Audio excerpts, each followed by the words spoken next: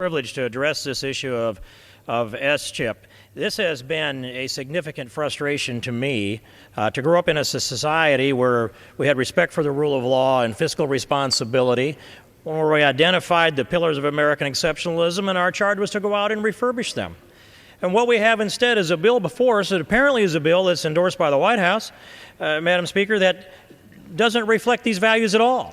And I'd start down through the issue that is my charge here more than any other in this Congress, and that is this SCHIP bill does to undermine the integrity of the restraint that keeping the magnet shut off that attracts illegals into the United States.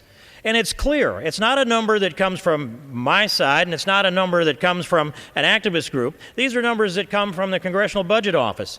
The requirement to verify the citizenship of Medicaid applicants by using a verified Social Security number has been taken out of this bill. And that amounts to a cost, according to the CBO, of $5.1 billion federally. It will bring an extra cost onto the states, according to the CBO, of $3.85 billion. So just that component, lowering the standard to open the door for anybody that wants to walk in the door and say, well, here's a Social Security number for you. And they'll sit there and say, okay, well, we've got a government program for you, even though your residence might well be another state and you may have come across the border illegally. That number, illegals applying for and qualifying under this open rule, comes to $8.95 billion between the state and the federal portion of this. And then another egregious affront to the standards that we have had since the beginning of immigration law in America was, when you come here, you're to be self-sustained.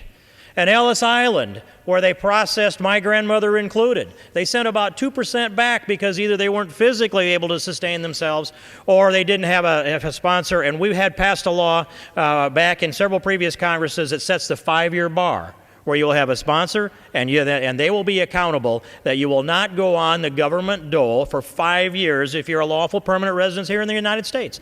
That's gone. That's gone if this bill passes. That's $6.5 billion, Madam Speaker. So those two pieces of this altogether are $15.45 billion in cost that either increase the magnet for legal immigration to come on welfare and opens the door and says on the first day you come here, you'll qualify for welfare legally. If you come here illegally, you can do the same thing for Medicaid by simply attesting to a Social Security number.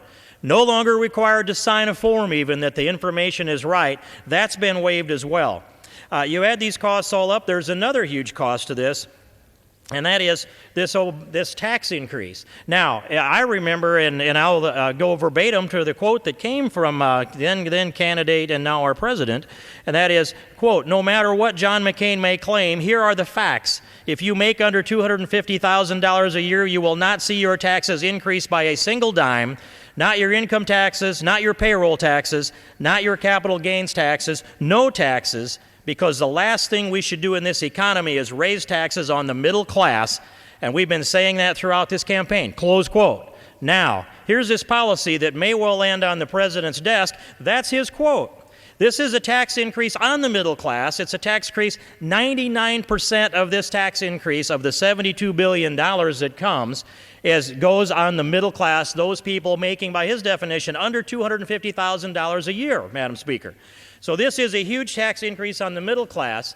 And the final piece of this bill, and I think it is actually the biggest one, is that opening up the door beyond 200% of poverty and allowing waivers for states to go beyond 400% of poverty. In fact, Medicaid and for millionaires sets the stage. This is a foundation stone for socialized medicine in the United States, and I oppose the bill. I thank you, Madam Speaker, and I yield back. The gentleman from Washington.